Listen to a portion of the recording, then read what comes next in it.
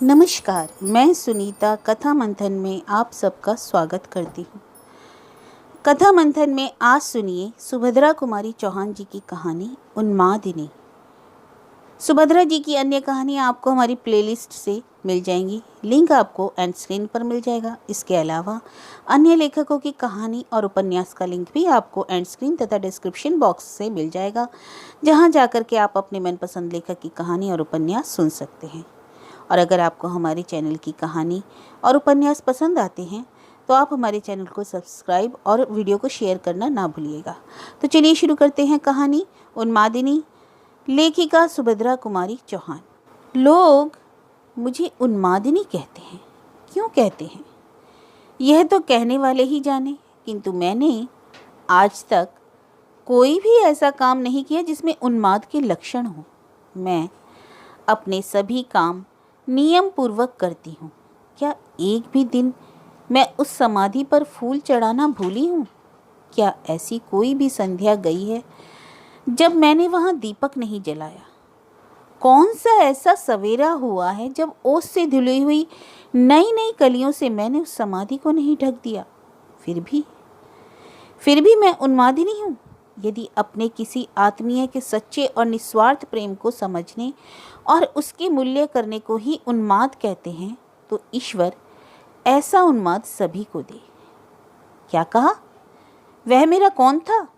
यह तो मैं भी नहीं कह सकती, पर था तो कोई अवश्य, और ऐसा था मेरे इतने निकट था कि आज वह समाधि में सोया है और मैं बावली की तरह उसके आस पास फेरी देती हूँ। उसकी और मेरी कहानी भिन्न भिन्न तो नहीं, जो कुछ है यही है। तो फिर सुनो। बचपन से ही मुझे कहानी सुनने का शौक था। मैं बहुत सी कहानियाँ सुना करती और मुझे उनका वह भाग बहुत ही प्रिय लगता जहाँ किसी युवक की वीरता का वर्णन होता। मैंने वीरता की परिभाषा अपनी अलग ही बना ली थी। यदि कोई युवक किसी शेर को भी मार डाले तो मुझे वह वीर ना मालूम होता। मेरा हृदय सुनकर उछलने ना लगता। किंतु यदि किसी युवती को बचाने के लिए वह किसी कुत्ते की टांग ही क्यों ना तोड़ दे तो मुझे बड़ा बहादुर मालूम होता। मेरा हृदय प्रसन्नता से उछलने लगता।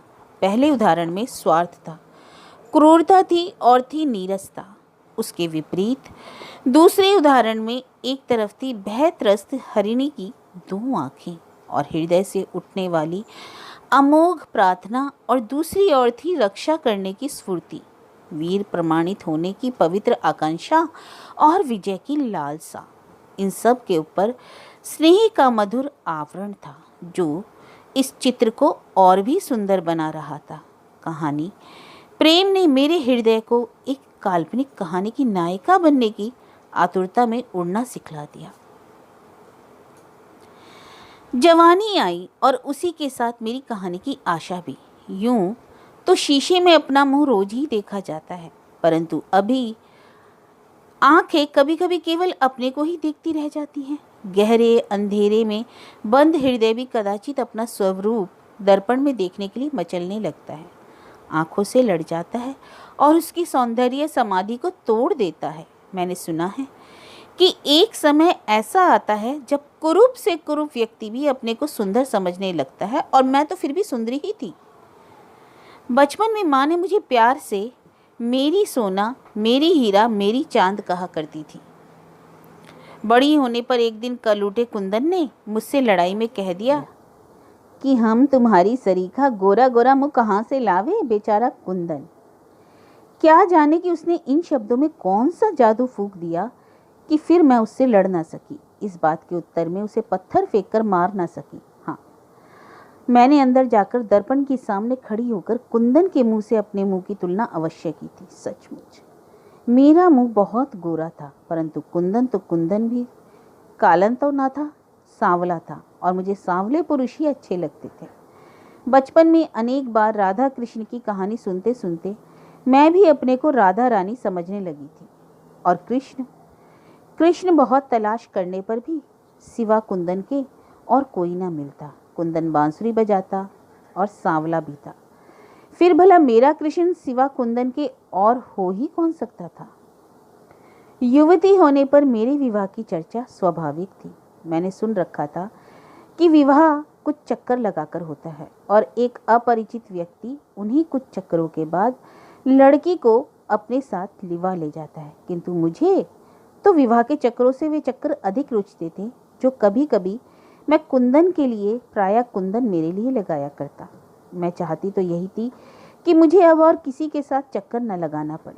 मैं तथा कुंदन दोनों ने मिलकर जितने चक्कर लगाए हैं हमारी जीवन यात्रा के लिए उतने ही पर्याप्त हैं। किंतु पिताजी तो चिट्ठी पत्रों से कुछ और ही तय कर रहे थे। सुना कि कोई इंग्लैंड से लौटे ही हुए इंजीनियर हैं, उनके साथ पिताजी मुझे जीवन भर के लिए बांध देना चाहते हैं। सोचा मुझे कौन सी इमारत खड़ी करवानी है या कौन सा पुल तैयार करवाना है जो पिताजी ने इंजीनियर तलाश किया। मेरे जीवन के थोड़े से दिन तो कुंदन के ही साथ हंसते खेलते बीत जाते, किंतु वहां मेरी कौन सुनता। परिणाम यह हुआ कि यहाँ इतने चक्कर लगाकर भी मेरे ऊपर कुंदन का कुछ अधिकार न हो पाया और इंजीनियर साहब ने, जिनसे ना मेरी कभी की जान थी ना पहचान, मेरे साथ केवल 7 चक्कर लगाए और मैं उनकी हो गई। इधर मेरा विवाह हो रहा था, उधर कुंदन बीए की परीक्षा दे रहा था। सुना था कि कुंदन परीक्षा भवन में बेहोश हो गया। बेचारा एक ही साथ 2-2 परीक्षाओं में बैठा भी तो था। विवाह की आड़ में ना जाने कितने मित्र और रिश्तेदारों की जमघट में मेरी उत्सुक आंखें सदा कुंदन को खोजती रहती, किंतु इन 3-4 दिनों में वह मुझे एक दिन भी ना दिखा। विदा के दिन तो मेरे धैर्य का ही बांध टूट गया। कुंदन की बहन से मैंने पूछा, मालूम हुआ कि वह कई दिनों से बीमार है। अब क्या करती। हृदय में एक पीड़ा छिपाए हुए मैं विदा हुई, स्टेशन पर पहुंची। व्याकुलता असंभव को भी संभव बनाने की उधेड़-बुन में रहती है। मैं जानती थी कि बीमार कुंदन स्टेशन नहीं आ सकता, फिर भी आंखें चारों तरफ किसी को खोज रही थी। इधर ट्रेन ने चलने की सीटी दी, उधर गेट की तरफ से कोई तेजी से आता हुआ दिखा। आंखों ने कहा कुंदन है, हृदय ने समर्थन दिया, किंतु मस्तिष्क ने विरोध किया। वह बीमार है, भला स्टेशन पर कैसे आएगा। पर था वो मेरा कुंदन ही। उसकी आंखों में निराशाजनक उन्माद, चेहरे पर विषाद की गहरी छाया और होठों पर वही स्वाभाविक मुस्कुराहट। सिर के बिखरे हुए रूखे बालों ने पूरा माथा ढक रखा था। मैं चिल्ला उठी, कुंदन, इतनी देर बाद। पास ही बैठी हुई नाइन ने मेरा मुंह बंद कर दिया। बोली, चिल्लाओ मत बेटी, बाराती सुनेंगे तो क्या कहेंगे। अब मुझे होश आया कि मैं कहीं जा रही हूँ, अपने कुंदन से दूर दूर, बहुत दूर। कटे वृक्ष की तरह मैं बेंच पर गिर पड़ी। हृदय जैसे डूबने लगा। ट्रेन चल पड़ी। जब मनुष्य के प्रति मनुष्य की ही सहानुभूति कम देखने में आती है, तब भला इस जड़ पदार्थ रेलगाड़ी को मुझसे क्या सहानुभूति हो सकती थी। उसने मुझे कुंदन से 2 बातें भी न करने दी और झुक झुक कर हवा के साथ उड़ चली। मैं ससुराल आई। बड़ी भारी कोठी थी, बहुत सी दास दासियां थी, वहां का रंग ही दूसरा था। पति देव को अंग्रेजियत अधिक पसंद थी। उनका रहन सहन, चाल ढाल, बात व्यवहार सभी साहबाना था। वे हिंदी बहुत कम बोला करते और अंग्रेजी मैं जरा कम समझती थी, इसलिए उनकी बहुत सी बातों में प्रायः चुप रह जाया करती। उनके स्वभाव में कुछ रूखापन और कठोरता अधिक मात्रा में थी। नौकरों के साथ उनका जो बर्ताव होता, उसे तो देखकर मैं भय से सिहर उठती थी। वे मुझे प्रायः रोज शाम को, कभी सवेरे भी अपने साथ मोटर पर बैठाकर मीलों तक घुमा लाते। अपने साथ सिनेमा और थिएटर भी ले जाया करते, किंतु अपने इस साहब बहादुर के पार्श्व में बैठकर भी मैं कुंदन को ना भूल सकती। सिनेमा की तस्वीरों में रेशमी कुर्ता और धोती पहने हुए मुझे कुंदन की ही तस्वीर दिखाई पड़ती। पति का प्रेम मैं पा सकी थी या नहीं जानती, पर मैं उनसे डरती बहुत थी। भय का प्रेत रात दिन मेरे सिर पर सवार रहता। उनकी साधारण सी भाव भंगिमा भी मुझे कपा देने के लिए पर्याप्त थी। वे मुझसे कभी नाराज न हुए थे, फिर भी उनके समीप मैं सदा यही अनुभव करती थी कि मैं बंदी हूँ और यहाँ जबरदस्ती पकड़कर लाई गई हूँ। इस ऐश्वर्य की चकाचौंध और विभूतियों के साम्राज्य में भी मैं अपनी बाल सखा कुंदन को ना भूल सकी। मैके की स्वच्छंद वायु में कुंदन के साथ खेलना, लड़ना, झगड़ना और उसकी बांसुरी की ध्वनि मुझे भुलाए से भी ना भूलती थी। क्षण भर का भी एकांत पाते ही बचपन की सुनहली स्मृतियां साकार होकर मेरी आंखों के सामने फिरने लगती। जी चाहता कि इस लोक लज्जा की जंजीर को तोड़कर मैं मैके चली जाऊं, किंतु इसी बीच छोटे भाई के पत्र से मुझे मालूम हुआ कि कुंदन घर छोड़कर ना जाने कहाँ चला गया है। उसका कहीं पता नहीं है। इसलिए मेरी कुछ यह धारणा हो गई कि अब इस जीवन की कैद खाने से निकलकर भी कदाचित मैं कुंदन को देख ना सकूंगी। मैके जाने की भी अब मुझे उत्सुकता न थी। अब तो किसी प्रकार अपने दिन काटने थे। ना तो जीवन से ही कुछ आकर्षण था और ना किसी के प्रति किसी तरह का अनुराग ही शेष रह गया था। पर काठ की पुतली की तरह सास और पति की आज्ञाओं का पालन करती हुई नियम से खाती पीती थी, स्नान और श्रृंगार करती थी, और भी जो कुछ उनकी आज्ञा होती उसका पालन करती। इसी समय एक ऐसी घटना हुई जिससे मेरी सोई हुई स्मृतियां फिर से जाग उठी। मेरा उन्माद और बढ़ गया। एक दिन दोपहर के बाद मैं अपने छज्जे पर खड़ी हुई अन्यमनस्क भाव से बाहर सड़क से आने जाने वालों को देख रही थी। सहसा सामने से कपड़ा बेचता हुआ, कुछ कपड़े स्वयं कंधे पर धरे हुए, कुछ नौकर के सिर पर रखवाए हुए मुझे कुंदन दिखाई पड़ा। विश्वास न हुआ, परंतु आंखें खुली थी। मैं सपना नहीं देख रही थी। दौड़कर नीचे आई। आते ही ख्याल आया कि मेरे पैरों में तो मर्यादा की बेड़ियां पड़ी हैं। मैं कुंदन के पास दौड़कर कैसे जाऊंगी। उसके बाद मैंने देखा कि कुंदन स्वयं ही मेरे यहाँ के एक नौकर के साथ हमारे अहाते में आ रहा है। बाहरी बरामदे में उसने कपड़े उतार दिए। सोफे पर सास बैठी थी। मैंने उनके बुलाने की प्रतीक्षा न की और चुपचाप आकर सोफे के पीछे खड़ी हो गई। मेरी सास सामान खरीदने की बड़ी शौकीन थी। हमारे दरवाजे पर से कोई फेरी वाला ऐसा ना निकलता था जिससे वह कुछ ना कुछ खरीद ना लेती हो। सास की इस आदत की आज मैंने मुक्त हृदय से प्रशंसा की। यदि उन्हें सामान खरीदने का इतना शौक ना होता तो शायद मैं इस कपड़े वाले यानी कि मेरे कुंदन को इतने समीप से ना देख पाती। मुझे अपने पीछे देखकर वह हंसकर बोली, बहू क्या लेना है? जो कुछ लेना हो अपने मन का पसंद कर लो। बेचारी सास क्या जानती थी कि कपड़ों से अधिक मुझे कपड़े वाला पसंद है।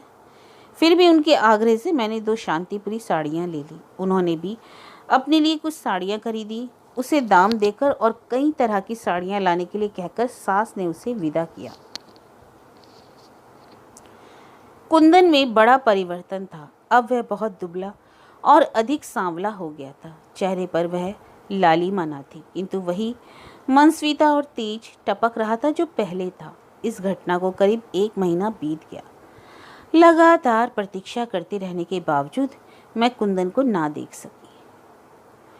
जेठ का महीना था। बागीचे का एक माली छुट्टी पर गया था। बूढ़ा माली एक मेहनती आदमी की तलाश में था। 4 बजे तक घर में बंद रहकर गर्मी के कारण घबराकर मैं अपनी सास के साथ बागीचे में चली गई। वहीं बागीचे में मौलसरी की घनी छाया में चबूतरे पर मैं सास के साथ बैठी थी और बार बार यही सोचती थी कि कुंदन कहाँ चला गया, कपड़ा लेकर फिर क्यों नहीं आया, बीमार तो नहीं पड़ गया, और अगर बीमार हो गया होगा तो उसकी देखभाल कौन करता होगा। मेरी आंखों में आंसू आ गए। इसी समय पीछे से आकर बूढ़े माली ने कहा, सरकार, यह एक आदमी है जो माली का काम कर सकता है, हुक्म हो तो रख लिया जाए। मैंने मुड़कर देखा तो सहसा विश्वास न हुआ। कुंदन और माली का काम। मेरी बेसुध वेदना तड़प उठी। एक संपन्न परिवार का होनहार युवक 10 रुपये माहवर की मालीगिरी करने आए। इतनी कड़ी तपस्या! हे ईश्वर, हे ईश्वर, क्या इस तपस्या का अंत ना होगा? 10 रुपये माहवर पर कुंदन बागीचे में माली का काम करने लगा। मैं देखती कड़ी दोपहरी में भी वह दिन भर कुदाल चलाया करता, पानी सींचता और टोकरी भर भर मिट्टी ढोता। उसका शरीर अब दिन दिन दुबला और सांवला पड़ता जाता था। उसके स्वभाव में कितनी नवाबी थी।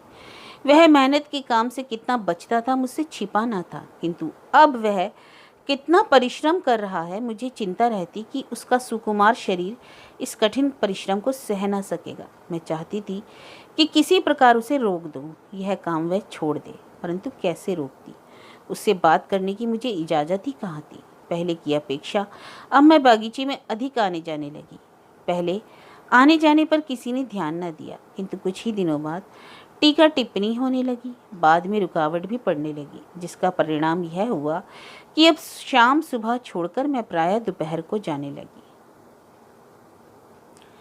कुंदन से 2 मिनट बात करने का मैं अवसर खोजा करती, किंतु मेरे पीछे भी लोग जासूस की तरह रहते। मैं एकांत कभी ना पाती और सबके सामने उससे बात करने का साहस ना होता। कभी कभी मैं उसके नज़दीक भी पहुंच जाती तो भी वह मेरी ओर आंख उठाकर ना देखता, मैं ही उसे देख लिया करती। अनेक बार जी चाहा कि आखिर कब तक ऐसा चलेगा, जाऊं उसकी कुदाल छीनकर फेंक दूं और उसे अपने साथ लिवा लाऊं। अब उसकी तपस्या आवश्यकता से अधिक हो चुकी। उसे अब मेरे निकट रहकर मेरे स्नेह की शीतल छाया में विश्राम करना चाहिए। उस दिन बड़ी गर्मी थी। बंद कमरे में पंखा और खस के पर्दे के भीतर से मैं उस गर्मी का अंदाजा न लगा सकती थी। नींद नहीं आ रही थी। ना जाने क्यों एक प्रकार की बेचैनी से मैं अत्यंत अस्थिर सी थी। उठी, खिड़की खोलकर बाहर निकली। पंखा खींचने वाली दासी ने रोका। बाबूजी, इतनी गर्मी में भीतर से बाहर ना जाओ, लू लग जाएगी। मैंने उसे हाथ के इशारे से चुप रहने के लिए कहा और बागीचे में पहुंची। कुंदन की कुदाल रुक गई। कुदाल को जमीन पर रखकर एक तरफ फेंक कर उसने आश्चर्य से मेरी ओर देखा। मैंने कहा, कुंदन, तुम इतनी कड़ी तपस्या क्यों करते हो? तुम्हें इस प्रकार काम करते देखकर मुझे कष्ट नहीं होता? तुम्हारा शरीर इस मेहनत को सह सकेगा? तुम कहीं सुख से रहो तो मुझे शांति मिले। आखिर इस प्रकार जीवन को तपाने से क्या लाभ होगा? तुम तो मुझसे अधिक समझदार हो कुंदन। सारी करुणा सिमटकर कुंदन की आंखों में उतर आई। वह कुछ बोला नहीं, और बोलता भी कैसे। उसी समय खांसता हुआ बूढ़ा माली अपनी कोठरी से बाहर आया और फिर उसे कुदाल उठा लेनी पड़ी। मेरा स्वास्थ्य दिन पर दिन गिरता जा रहा था। लोगों को संदेह था शायद मुझे टीबी हो गई है। पतिदेव मुझे भुवाली भेजने की तैयारी कर रहे थे, किंतु वे क्या जानते थे कि भुवाली से भी अधिक स्वास्थ्य लाभ मैं कुंदन के समीप और केवल उसके सहवास से ही कर सकती थी। मेरी दवा तो कुंदन है। भुवाली और शिमला मुझे वह स्वास्थ्य नहीं प्रदान कर सकते जो मुझे कुंदन से केवल स्वतंत्रता पूर्वक मिलने जुलने से मिल सकता है। मैं उससे केवल स्वतंत्रता से बातचीत करना और मिलना जुलना चाहती थी, और यह बात मेरे पतिदेव को पसंद ना थी, उन्हें स्वीकार ना था। नौकरों को वे मिट्टी के ठीकरों से भी गया बीता समझते। 10 रुपये महावर देने के बाद समझते कि उन नौकरों की आत्मा और शरीर दोनों को उन्होंने खरीद लिया। उनसे इतनी सख्ती से पेश आते कि नौकरों को उनके सामने पहुंचने में बड़े साहस से काम लेना पड़ता। इधर कुंदन से एक दिन खुलकर बातचीत करने के लिए रात दिन मेरे मस्तिष्क और हृदय में युद्ध छिड़ा रहता। अब न मुझसे पढ़ा लिखा जाता और न किसी काम में ही जी लगता। खाने पीने की तरफ भी कुछ विशेष रुचि न रह गई। खाना देखते ही वे दिन याद आ जाते जब मैं और कुंदन एक ही थाली में बैठकर खाया करते थे। चाय सामने आते ही कुंदन की याद आ जाती। मुझसे भी अधिक चाय का भक्त तो वही था। आज वह मेरे बगीचे में माली है और मुझे इतनी भी स्वतंत्रता नहीं कि उससे 1-2 बात भी कर सकूं। फिर उसके साथ बैठकर चाय पीने और भोजन करने की बात तो दूर रही। मैं रात दिन इसी चिंता में घुल जाती थी, किंतु मेरी पीड़ा को कौन पहचानता। अपने इस घर में तो मुझे सभी हृदयहीन जान पड़ते। एक दिन ऑफिस से लौटते ही पति देव ने मुझसे प्रश्न किया, आखिर उस माली से तुम्हें क्या बातें करनी रहती है जो दोपहर को भी बागीचे में जाया करती हो? कितनी बार तुमसे कहा कि नौकरों से बातचीत करने की तुम्हें ज़रूरत नहीं है, पर तुम्हें ये मेरी बातें याद रहे तब ना। इस बात को तुम भूल जाती हो कि तुम एक इंजीनियर की स्त्री हो। तुम्हें मेरी इज्जत का ख्याल रखना चाहिए। मैं कुछ ना बोली, और बोलती भी क्या, मैंने चुप रहना ही उचित समझा। मुझे उससे क्या बातचीत करनी रहती है, मैं उन्हें क्या बतलाती। वह बतलाने की बात तो नहीं थी, समझने की बात थी, और उसे वही समझ सकता है जिसके पास हृदय हो। जिसके पास हृदय ही ना हो वह हृदय की बात क्या समझे। मेरी इस चुप्पी का अर्थ उन्होंने चाहे जो लगाया हो, किंतु उनकी इस बाधा से मुझे बड़ी वेदना हुई। कुंदन से 2-4 मिनट बात करके ना तो मैं उनका कुछ बिगाड़ देती और ना कुंदन को ही कुछ दे देती। फिर भी कुंदन से मिलने में उन्हें इतनी आपत्ति क्यों थी, कौन जाने। चाहे जो हो, इस बाधा का परिणाम उल्टा ही हुआ। ज्यों ज्यों मुझे उसके समीप जाने से रोका गया, त्यों त्यों उसके पास पहुंचने के लिए मेरी उत्कंठा प्रबल होती गई। गर्मी की रात थी। बागीचे में बेलें इस प्रकार खिली थी जैसे आसमान में तारे फैले हों। मैं उन्हीं बेलों के पास संगमरमर की बेंच पर बैठी थी। कई दिन हो गए कुंदन बागीचे में काम करता हुआ ना दिखाता। वह कहाँ गया, काम करने को क्यों नहीं आता? यद्यपि यह जानने के लिए मैं अत्यंत अस्थिर थी, फिर भी किसी से कुछ पूछने का मुझे साहस ना था। अत्यंत उद्विग्नता से मैं बागीचे में इधर उधर टहलने लगी। टहलते टहलते मैं मालियों के क्वार्टर की तरफ निकल गई। दूर से कुंदन की कोठरी कई बार देखी थी, आज उस कोठरी के बहुत समीप पहुंच गई। कोठरी में प्रकाश तो ना था, किंतु अंदर से करहाने की आवाज़ साफ साफ सुनाई पड़ती थी। मैंने ध्यान से सुना, आवाज़ कुंदन की थी। अब मैं बिल्कुल भूल गई कि मैं किसी इंजीनियर की स्त्री हूँ और कुंदन मेरा माली। तेजी से कदम बढ़ाकर मैं कोठरी में पहुँच गई। बिजली का बटन दबाते ही कोठरी में प्रकाश फैल गया। कुंदन ने घबराकर आंखें खोल दी। मुझे देखते ही इस बीमारी में भी उसकी आंखें चमक उठी, और वह वही चमक थी जिसे उसकी आंखों में मैंने एक बार नहीं अनेक बार देखी थी। मैं उसी की चारपाई पर उसके सिरहाने बैठ गई। तेज बुखार से उसका शरीर जल रहा था। मालूम हुआ कि उसे कई दिनों से बुखार आ रहा था। काम वह फिर भी बराबर करता है, इधर कई दिनों से वह बहुत अशक्त हो गया है और 2 दिनों से छाती और पसलियों में अधिक दर्द होने के कारण वह कोठरी से बाहर नहीं निकल सका। उसकी अवस्था चिंताजनक थी। कुछ देर तक खांसकर वह फिर बोला, हिना रानी, तुम आई तो हो, तुम्हें कोई कुछ कहेगा नहीं, पर अब तो आई ही हो तो अपने हाथ से 1 गिलास पानी पिला दो, बड़ी देर से प्यासा हूँ। मैंने मटकी से 1 गिलास भर पानी उसे पिलाया और फिर बैठ गई। मैं उसके सिर पर हाथ फेरने लगी। रोकने पर भी मेरी आंखों से झड़ी रुकी नहीं, चलती रही और गला रूंधा जा रहा था। प्रयत्न करने पर भी मैं कुंदन से एक शब्द न कह सकी। कुंदन ने अपने गरम गरम हाथों को नीचे झुकाकर मेरे पैरों को छू लिया और क्षीण स्वर में बोला, हिना रानी, घर जाओ, तुम्हें यहाँ कोई देख लेगा तो नाहक तुम पर कोई विपत्ति ना आ जाए। कहीं मेरा यह सुख भी ना छिन जाए। तुम्हारे समीप इस हालत में भी रहकर मैं एक प्रकार का सुख पाता हूँ। लेकिन ठीक उसी समय पतिदेव ने कोठरी में प्रवेश किया और आग्नेय नेत्रों से मेरी तरफ देखा और फिर कुछ बोले। क्या बोले मुझे कुछ ना समझ आया। मैं उसी प्रकार कुंदन के सिर पर हाथ धरे बैठी रही। मेरी आत्मा ने कहा, मैंने कोई अपराध नहीं किया है। किसी बीमार की सेवा करना मनुष्य मात्र का धर्म है। फिर मृत्यु की घड़ियों को गिनते हुए उसकी नज़रों में अपने को एक आश्रित और अपनी आंखों में अपने एक बाल सखा को यदि मैंने एक घूंट पानी पिला दिया तो क्या यह कोई अपराध कर डाला? किंतु मैं उसी क्षण कोठरी छोड़ देने के लिए बाध्य कर दी गई। मैं ऊपर आई तो अवश्य, किंतु मेरी अवस्था पागलों की तरह हो गई थी। रह रहकर कुंदन की रुग्ण मुखराकृति मेरी आंखों के सामने फिरने लगी। बार बार ऐसा मालूम होता कि कुंदन एक घूंट पानी के लिए चिल्ला रहा है। पतिदेव सोए थे, मैं भी एक तरफ पड़ी थी, पर मेरी आंखों में नींद कहाँ। उठी और छज्जे पर बेचैनी से टहलने लगी। बंगले के पास ही बिजली के खंभे के नीचे मैंने कुछ सफ़ेद सफ़ेद सा देखा। अज्ञात आशंका से मैं सिहर उठी। ध्यान से देखा, वह कुंदन था। कदाचित जीवन की अंतिम सांसें गिन रहा था। उस समय ना तो कुल की मान प्रतिष्ठा का ध्यान रहा, ना किसी का भय, ना यह ध्यान रहा कि इतनी रात को लोग मुझे बाहर देखकर क्या कहेंगे। चौकीदार मेरी आज्ञा का उल्लंघन कैसे करता।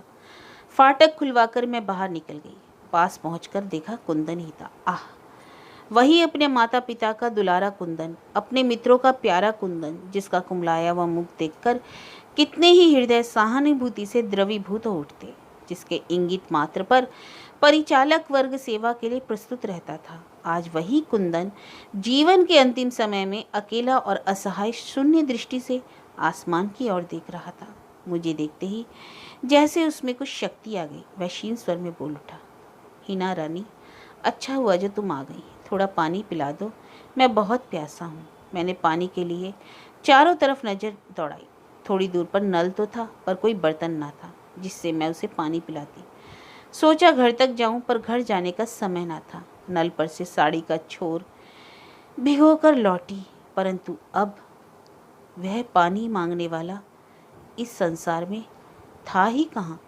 बस मेरी या उसकी कहानी यही है।